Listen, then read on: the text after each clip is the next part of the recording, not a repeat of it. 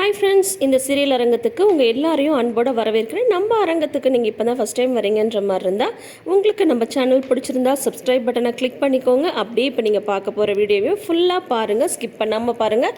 Video பிடிச்சிருந்தா வீடியோக்கும் ஒரு like கொடுங்க. சரி, இன்றைக்கி வாரத்தோட முதல் நாள் திங்கட்கிழமை ஜூலை 6ஆம் தேதி. இன்றைக்கி அழகே அழகு சீரியலில் என்னெல்லாம் நடந்திருக்குன்னு சொல்லிட்டு பார்த்துடுவோமா? மதி தள்ளி விட்டதில் சுரேஷ்க்கு நெத்தியில் சின்னதாக ஒரு அடிபட்டிருக்கு.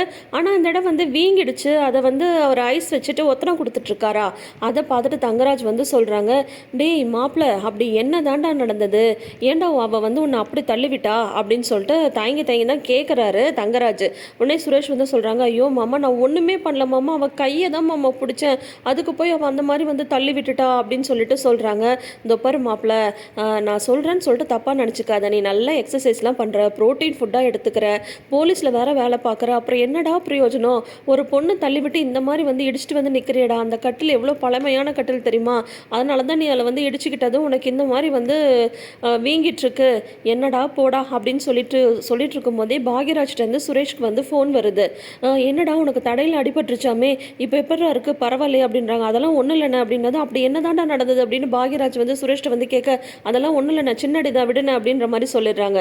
உடனே விஷயம் உங்கள் வீடு வரைக்கும் போயிடுச்சா அப்படின்னு சொல்லிட்டு சொல்லும்போது, அதான் நான் யார் சொல்லியிருப்பா அப்படின்னு சொல்லிட்டு சுரேஷ் யோசிக்கும் போது, வேற யார், உங்கள் அக்கா ரேவதி தான்டா சொல்லியிருப்பா அப்படின்னு சொல்லும்போது, அக்காவா அப்படிங்கும் போது, பாருடா இப்போ நான் கூப்பிட்டு கேட்குறேன், ஒன்றுமே தெரியாத மாதிரி முகத்தை வச்சுட்டு பதில் சொல்லுவா பாரு அப்படின்ட்டு தங்கராஜ் சொல்லிட்டு ரேவதி கூப்பிட்றாங்க. ரேவதியுமே வராங்க. என்னங்க அப்படின்னு சொல்லும்போது, சுரேஷ்க்கு அடிப்பட்ட விஷயத்த நீ ஏதாவது வீட்டுக்கு ஃபோன் பண்ணி சொன்னியா, அத்தம்மாட்ட சொன்னியா அப்படின்னு சொல்லும்போது, இல்லைங்களே, நான் எதுவும் சொல்லலைங்களே அப்படின்னா தான், அப்புறம் எப்படி கரெக்டாக உங்கள் அண்ணன் ஃபோன் பண்ணி கேட்குறாங்க அப்படின்னு சொல்லும்போது, உடனே ரேவதி தயங்க சொல்கிறாங்க, அது ஒன்றும் இல்லைங்க, நான் ஒன்றும் சொல்லணும் அப்படின்ற மாதிரிலாம் சொல்லலை, காலையில் அன்னிக்கிட்ட எதேச்சியாக பேசிகிட்டு இருக்கும்போது நான் சொன்னேன், அவ்வளோதான் அப்படின்னு சொல்லிட்டு ரேவதி சொல்கிறாங்க. உடனே சுரேஷ் தங்கராஜை பார்க்க, தங்கராஜ் சுரேஷை பார்க்க, ஏண்டா நீ இன்னும் சாப்பிடல, ஒழுங்காக எழுந்து வா சாப்பிட்லாம் அப்படின்ற மாதிரி ரேவதி சொல்லிட்டு போயிடுறாங்க. பாத்தியா, இப்படி தாண்டா எல்லா விஷயமும் டான்னு டைமுக்கு அந்த வீட்டுக்கு தெரியறதுக்கு காரணமே உங்கள் அக்கா தாண்டா. கூப்பிட்டு கேட்டால் மட்டும் அப்பா இது மாதிரி மூஞ்ச வச்சுட்டு பதில் சொல்லுவா அப்படின்ற மாதிரி தங்கராஜ் சொல்லிட்டு இருக்காரு. அப்போ பார்த்தா மதி ரெடி ஆகிட்டு கிளம்பி வராங்க. இவங்க ரெண்டு பேரும் ஹாலில் உட்காந்துட்ருக்காங்க. மதியம் பார்த்து ரேவதி சொல்கிறாங்க, ரெடி ஆகிட்டியா, கிளம்பிட்டியா? காலையில் எழுந்ததுமே பசங்க ரெண்டு பேரும் அத்தையை தான் தேடினாங்க தெரியுமா அப்படின்னு சொல்லிட்டு பசங்களுக்கு சாப்பாடு ஊட்டி விட்டுக்கிட்டே ரேவதி மதிக்கிட்ட சொல்லிட்டுருக்காங்க. நீயும் சாப்பிடு அப்படின்னா தான் நானே போட்டுக்கிறேன், நீங்கள் பசங்களுக்கு ஊட்டுங்க அப்படின்னு சொல்லிட்டு சொல்கிறாங்க. அப்போ பார்த்தா தங்கராஜ் சுரேஷ் ஒரு நிமிஷம் வா அப்படின்னு சொல்லிட்டு, உன் பொண்டாட்டி ஏன் இவ்வளோ தைரியமாக இருக்கா சொல்லு அப்படின்னு சொல்லும்போது, ஏன் அப்படிங்கும்போது, எல்லாம் இந்த வேலை கொடுக்குற தைரியம் தான், யாரோட தயமும் தேவையில்லை, வேலைக்கு போனால் சம்பளம் வருதில்ல, அந்த தைரியத்தில் தான் உன்னை அவள் மதிக்கிறதே கிடையாது. முதல்ல அதுக்கு நம்ம ஆப்பு வைக்கணும். முதல்ல அவள் கையில் வேலை இல்லைன்னா தான் உன்னை மதித்து நடக்கணும் அப்படின்ற மாதிரி அவளுக்கு தோணும். அதுக்கு என்ன பண்ணணுமோ அதை நான் பண்ணுறேன் அப்படின்ற மாதிரி தங்கராஜ் சொல்கிறாரு. இப்போ பார்த்தா மதியை பர்மனெண்ட் ஆக்கக்கூடாது, டெம்ப்ரரியிலே தான் வச்சுருக்கணும் அப்படின்ற மாதிரி ஏற்பாடு பண்ணுறதுக்கு தங்கராஜ் நினச்சிட்ருக்காரு. தங்கராஜ் அந்த பக்கம் போனதுக்கப்புறம் தான் சுரேஷ் சாப்பிட்லாம் அப்படின்னு உட்காடுறாங்க. ஆனால் அதுக்கு முன்னாடி இவங்க ரெண்டு பேர் வெளியில் பேசிகிட்டு இருக்கும் போதே ரேவதி மதிக்கிட்ட ஒரு விஷயத்தை ஷேர் பண்ணுறாங்க. குழந்தைங்க மேலே போயிடுறாங்க. சாப்பிட்டுட்டு விளையாடுறதுக்கு மேலே போனதுக்கப்புறம் தான் ரேவதி கிட்ட மதி பேச ஆரம்பிக்கிறாங்க. சாரி அப்படின்றாங்க. ஏன்பா அப்படின்னு சொல்லி கேட்கும்போது, இல்லை நேற்று என்னால் தானே உங்களுக்கு தூக்கம் கெட்டுருச்சு அப்படின்னதும், அதெல்லாம் ஒன்றும் இல்லை மதி, இதுக்கெல்லாமா சாரி கேட்பேன், அதெல்லாம் ஒன்றும் பிரச்சனை இல்லை அப்படின்னு சொல்லிட்டு இருக்காங்க. அப்புறம் உங்ககிட்ட நான் இன்னொரு விஷயம் சொல்லலாமா அப்படின்ட்டு பொறுமையாக டைனிங் டேபிளில் உட்காந்து ரேவதி மதிக்கிட்ட பேச ஆரம்பிக்கிறாங்க. உன்னோட சூழ்நிலை என்னன்றது எனக்கு நல்லாவே புரியுது மதி. நான் என்ன சொல்ல வரேன்னா, உனக்கும் சுரேஷ்க்கும் கல்யாணத்துக்கு முன்னாடியே நிறைய மிஸ் அண்டர்ஸ்டாண்டிங் இருந்தது. அது எல்லாமே சரியாகிறதுக்கு முன்னாடியே அவசரமாக ஒரு கல்யாணமும் நடந்துருச்சு. நீங்கள் ரெண்டு பேரும் அந்த மிஸ் அண்டர்ஸ்டாண்டிங்லேயே தான் நின்றுட்டுருக்கீங்க. ஒருத்தரை ஒருத்தர் புரிஞ்சுக்கணும் அப்படின்ற மாதிரி நீங்கள் இன்னும் ஸ்டெப்பே எடுத்து வைக்கல. சுரேஷ் ரொம்ப கெட்டவன்லாம் கிடையாது மதி, ரொம்ப பாசமான பையன் அவன். சொல்லப்போனால் அவன் வேலைக்கு போகிற வரைக்குமே கூட அண்ணன் தான் சுரேஷ்க்கு சாப்பாடே ஊட்டி விடும், அந்த மாதிரி ஒரு பையன்தான். என்னை கல்யாணம் பண்ணி கொடுத்ததுக்கப்புறம் எத்தனை தடவை அழுதுட்டு என்னை விட்டுட்டு இருக்க முடியல, நீங்கள் ஓடி ஓடி வந்துடுவான் தெரியுமா, அந்த மாதிரி எல்லார் மேலேயும் பிரியமாக இருக்கிற பையன்தான். என்ன இப்போ எங்கள் வீட்டுக்காரர் சொல்கிறத அப்படியே கேட்குறான், அவ்வளோதான், வேறெல்லாம் ஒன்றும் கிடையாது. நீ நினச்சா அதை சரி பண்ணிடலாம். கொஞ்சம் சுரேஷ் கெட்டவன் அப்படின்றத உன் மனசுலேருந்து தூக்கி இருந்துச்சுட்டு அவனை புரிஞ்சுக்கிறதுக்கு நீ ட்ரை பண்ணி பாரு. உங்கள் ரெண்டு பேரோட லைஃப்புமே ரொம்ப நல்லாயிருக்கும். 2 பேருமே கல்யாணத்துக்கு முன்னாடி எந்த இடத்துல நின்றுட்டு இருந்தீங்களோ அதே இடத்துல நின்றுட்டு ஒருத்தரை பார்க்குறீங்க. அதனால தான் உங்கள் 2 பேர் பற்றின அபிப்பிராயத்தை உங்களால் வந்து மாற்றிக்கவே முடியல. கொஞ்சம் அதுலேருந்து வெளியில் வந்துட்டு அவனை புரிஞ்சுக்க நீ ட்ரை பண்ணு. நானுமே சுரேஷ்ட வந்து பேசுகிறேன். இனிமேல் அவன் உன்கிட்ட அந்த மாதிரிலாம் நடந்துக்க மாட்டான். உன்கிட்ட அன்பாக இருக்க சொல்லி நான் வந்து அவன்கிட்ட சொல்கிறேன். நான் ஓரளவுக்கு மேலே இதை வந்து சொல்லவும் முடியாது. ஆனால் நான் சொல்ல வர விஷயத்த நீ புரிஞ்சுப்பேன்னு நினைக்கிறேன். இப்போ பாரு, என் புருஷன் வந்து அவர் சொல்கிறது தான் எல்லாரும் கேட்கணும் அப்படின்னு சொல்லிட்டு நினைப்பாரு. அவர் என்ன சொல்கிறாரோ அதை தான் செய்யணும் அப்படின்னு சொல்லிட்டு நினைப்பாரு. பல விஷயம் வந்து அவர் பண்ணுறதெல்லாம் எனக்கு பிடிக்காது தான். ஆனால் அவரை வந்து தனிப்பட்ட முறையில் வந்து பார்த்தா அவர் உண்மையிலேயே ரொம்ப நல்லவர் தான். என் மேலே ரொம்ப அக்கறையாக இருப்பார். பசங்க மேலே பாசமாக இருப்பார். எங்கள் மாமியாரும் அப்படி தான் வெடுக்கு வெடுக்குன்னு பேசுவாங்க. ஆனால் வந்து அக்கறையாலாம் இருப்பாங்க. அதாவது ஒரு மனுஷங்க அப்படின்ற மாதிரி இருந்தால் அவங்களுக்கு சில குணங்கள்லாம் இருக்க தானே செய்யும். அதுக்காக அதையே வந்து எடுத்துக்கிட்டு நம்ம அவங்கள வந்து பார்க்க முடியாது இல்லையா? அவங்கக்கிட்ட இருக்கிற நல்ல குணத்தையும் நம்ம வந்து பார்க்கணும்ல. அதே மாதிரி தான் நான் வந்து என் புருஷன்கிட்ட இருக்கிற நல்ல குணத்தை பார்க்குறேன். அதனால தான் வந்து அவர்கிட்ட நான் சரின்னு சொல்லிட்டு போகிறேன். ஆனால் நீ சுரேஷை வந்து கொஞ்சம் புரிஞ்சுக்க ட்ரை பண்ண, அவனை வந்து உனக்கு பிடிக்க ஆரம்பிச்சிடும் அப்படின்ற மாதிரி ரொம்ப அழகாக ரொம்ப யதார்த்தமாக அவங்க எந்த கோடில் நின்று பேசணுமோ அந்த கோடில் நின்றுட்டு ஒரு நாத்தனாராக மதிக்கு வந்து அட்வைஸ் பண்ணுறாங்க.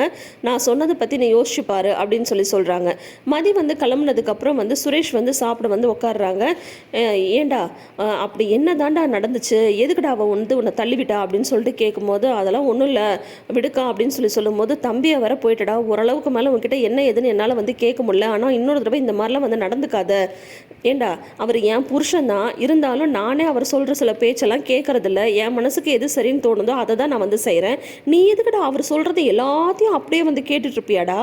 மதிக்கிட்ட கொஞ்சமாக அன்பாக பாசமாக நடந்துக்க பாருடா. இந்த மாதிரி வந்து அவர் சொல்கிறாருன்றதுக்காக கண்முடித்தனமாக எல்லாத்தையும் வந்து செய்யாதா, புரியுதா? மதி வந்து ரொம்ப நல்ல பொண்ணுடா. இன்னும் எத்தனை நாள் தான் 2 பேரும் இந்த மாதிரி சண்டை போட்டுட்ருக்கலான்னு சொல்லிட்டு நினச்சிட்டு இருக்கீங்க? 2 பேரும் ஒருத்தர் புரிஞ்சுக்க பாருங்க அப்படின்ற மாதிரி சுரேஷ்ட வந்து பேசிகிட்டு இருக்காங்க. அதே சமயம் தங்கராஜ் வந்து வீட்டுக்கு எப்படி விஷயம் தெரிஞ்சது அப்படின்றத பற்றி ரேவதியை கூப்பிட்டு கேட்டாங்கல்ல, அதை உடனே அவங்க அன்னைக்கு ஃபோன் பண்ணி சொல்லிடுறாங்க. அதனால் வந்து பார்த்தா மலர் வந்து காண்டாக இருக்காங்க பாக்யராஜ் மேலே. மிளகா காய் போட்டுட்ருக்காங்களா, ஏங்க சார் இங்கே கொஞ்சம் வாங்க அப்படின்னு சொல்லிட்டு கூப்பிட்றாங்க. என்னையா கூப்பிட்டா, என் மேலே அந்த கோவலம் உனக்கு போயிடுச்சு அப்படிங்கும்போது யாரும் உங்ககிட்ட வந்து அன்பாக பேசுறதுக்கெலாம் வந்து கூப்பிடல. சரி நீங்கள் சுரேஷ்க்கு ஃபோன் பண்ணி தலையில் அடிப்பட்டது எப்படி இருக்குன்னு கேட்டிங்களா அப்படிங்கும்போது ஆமாம் கேட்டேன் அப்படின்னு சொல்கிறாங்க. உங்களுக்கு கொஞ்சமாவது அறிவு இருக்கா? இந்த மாதிரி நடந்துருச்சுன்னு ரேவதி வந்து என்கிட்ட யதார்த்தமாக நான் வந்து உங்ககிட்ட இந்த மாதிரி யதார்த்தமாக தான் சொன்னேன். அதுக்காக உடனே நீங்கள் சுரேஷ்க்கு ஃபோன் அடித்து கேட்பீங்களா? தங்கராஜை நான் ரேவதியை கூப்பிட்டு கேட்டிருக்காரு தெரியுமா உங்களுக்கு அப்படின்னதும் ரேவதியை ரொம்ப திட்டாரா அப்படின்றாங்க. ஆமாம் இப்போ வந்து கேளுங்க, எதையுமே உங்களுக்கு வந்து மறைச்சி வச்சுக்கவே தெரியாதா அப்படின்னு சொல்லிட்டு பாக்யராஜ் வந்து மலர் வந்து திட்டுறாங்க. அதுக்கப்புறம் வந்து பார்த்தா அப்போ பார்த்து ராகவனும் லக்ஷ்மியும் வந்து வராங்க. இந்த மாதிரி வந்து மாத்திரை தீர்ந்துருச்சுப்பா, நீ வரும்போது வாங்கிட்டு வா அப்படிங்கும்போது நான் உடனே வாங்கிட்டு வந்து கொடுத்துட்டு ஆஃபீஸ் கிளம்புவா அப்படின்னு சொல்லிட்டு கேட்குறாரு பாக்யராஜ். அதெல்லாம் ஒன்றும் வேண்டாம், 2 நாளைக்கு ஆகிற மாதிரி டேப்லெட்ஸ் இருக்குது, அதனால் நீ வந்து வேலை முடிச்சுட்டு வரும்போது பொறுமையாக வாங்கிட்டு வந்தால் போதும் அப்படின்னு சொல்லும்போது உங்களுக்கு வந்து செக்கப்புக்கு போகணும்லப்பா அப்படின்னு சொல்லி கேட்கும்போது ஆமாப்பா போகணும் அப்படின்றாங்க. உடனே வந்து லக்ஷ்மி சொல்கிறாங்க, அப்பாவை செக்கப் கூட்டிகிட்டு போகும்போது என்னையும் கூட்டிகிட்டு போ, இந்த வீட்டில் நடக்கிற பிரச்சனைலாம் நினச்சி எனக்கு அப்படியே பயங்கரமாக ப்ரெஷர்லாம் ஏறி போச்சு அப்படின்ற மாதிரி சொல்லிட்டு இருக்காங்க லக்ஷ்மி. அதுக்கப்புறம் வந்து ராகவன் வந்து சொல்கிறாங்க, ஏதோ மாப்பிள்ளையும் வந்து போலீஸ் ஸ்டேஷன்லேருந்து வரும்போதே சுரேஷையும் மதியும் அங்கே கூட்டிகிட்டு போகிறேன்னு சொன்னாங்க. அதுக்காக நம்ம வந்து அங்கேயே விட முடியாதுல்ல, 2 நாள் ஆயிடுச்சு, அவங்கள வந்து நம்ம இங்கே வர சொல்லிடலாம். நீ ஒன்று பண்ண, சுரேஷ்க்கு ஃபோன் பண்ணி மதியை கூட்டிகிட்டு அவளை இங்கே கிளம்பி வர சொல்லு அவனை அப்படின்னு சொல்லிட்டு ராகவன் வந்து சொல்லும்போது லக்ஷ்மி வந்து சொல்கிறாங்க, வரதா இருந்தால் சுரேஷ் மட்டும் வரட்டும், அவன் இங்கே வர வேணாம், வந்தால் மறுபடியும் வீட்டில் வந்து சண்டை போடுவா அப்படின்னதும் உடனே ராகவன் சொல்கிறாரு, வீடுன்னா பிரச்சனைலாம் இருக்க தான் செய்யும், சண்டை சச்சரவு நடக்க தான் செய்யும், அதுக்காக மதியை வந்து நம்ம அப்படியே அங்கே மாப்பிள்ளை வீட்டில் வந்து தங்க விட முடியுமா? ஒன்று அவன் நம்ம வீட்டில் இருக்கணும், இல்லைனா அவங்க அப்பா அம்மா வீட்டில் இருக்கணும். 2க்கும் இல்லாமல் நம்ம எப்படி வந்து மாப்பிள்ளை வீட்டில் வந்து மதியம் வந்து தங்க வைக்க முடியும்? வேண்டாம், அவன் இங்கே வரட்டும், எதுனாலும் எந்த பிரச்சனைனாலும் நம்மளே பார்த்துக்கலாம், நீ சுரேஷ்க்கு ஃபோன் பண்ணி மதியை வந்து கூட்டிகிட்டு வர சொல் அப்படின்ற மாதிரி ராகவன் வந்து பாக்யராஜ்கிட்ட வந்து சொல்லிடுறாங்க. அப்போ வந்து பார்த்தா மலர் வந்து வராங்க. இந்த மாதிரி ஸ்கூல்லேருந்து ஃபோன் பண்ணாங்க, இன்றைக்கி ஏதோ மீட்டிங் இருக்கான், நான் அப்படியே அவர் கூடயே போய் ஸ்கூலில் இறங்கிக்கிறேன் அப்படிங்கும்போது என்ன இப்போல்லாம் அடிக்கடி வந்து மீட்டிங் வைக்கிறாங்க அப்படின்னு சொல்லிட்டு ராகவன் வந்து சொல்லிட்டு இருக்காரு.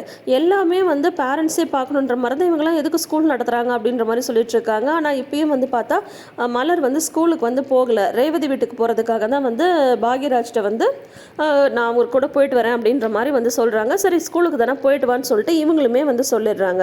அப்போ தான் வந்து சுரேஷ் வந்து சாப்பிட உட்காராரு இல்லையா, ரேவதி வந்து அட்வைஸ் பண்ணிகிட்ருக்காங்க, பார்த்து நடந்துக்கோ அப்படின்ற மாதிரி. அப்போ இவங்க 2 பேரும் வாசலில் வந்து நிற்கிறாங்க. அதோட வந்து பார்த்தா இன்றைக்கான எபிசோடை வந்து முடிச்சிருக்காங்க. ரொம்பவே அழகாக நார்மலாக யதார்த்தமாக ஒரு ஆடம்பரம் இல்லாமல் வில்லியா அப்படின்ற மாதிரிலாம் யாருமே இல்லாமல் ஒரு குடும்பத்தில் நடக்கிற யதார்த்தமான விஷயங்களை வச்சு அழகாக ஒரு கதை வந்துட்டுருக்கு. அழகிய அழகு டைட்டிலுக்கு தகுந்த மாதிரி தான் ஸ்டோரி இன்றைக்கி வரைக்கும் போயிட்டுருக்கு. இதை பற்றி நீங்கள் என்ன நினைக்கிறீங்கன்றதை மறக்காமல் கமெண்ட் செக்ஷனில் சொல்லுங்கள். உங்களுக்கு இந்த வீடியோ பிடிச்சிருந்தா வீடியோக்கு ஒரு லைக் கொடுங்க. இந்த சீரியல் அரங்கத்தை நிரம்பிய வைக்கணும் அப்படின்ற மாதிரி இருந்தால் பக்கத்தில் இருக்கிற சப்ஸ்கிரைப் பட்டனை கிளிக் பண்ணிக்கோங்க. நோட்டிஃபிகேஷன் பெல் ஐக்கானில் ஆல் சிம்பிள் கிளிக் பண்ணிக்கோங்க. தேங்க்யூ.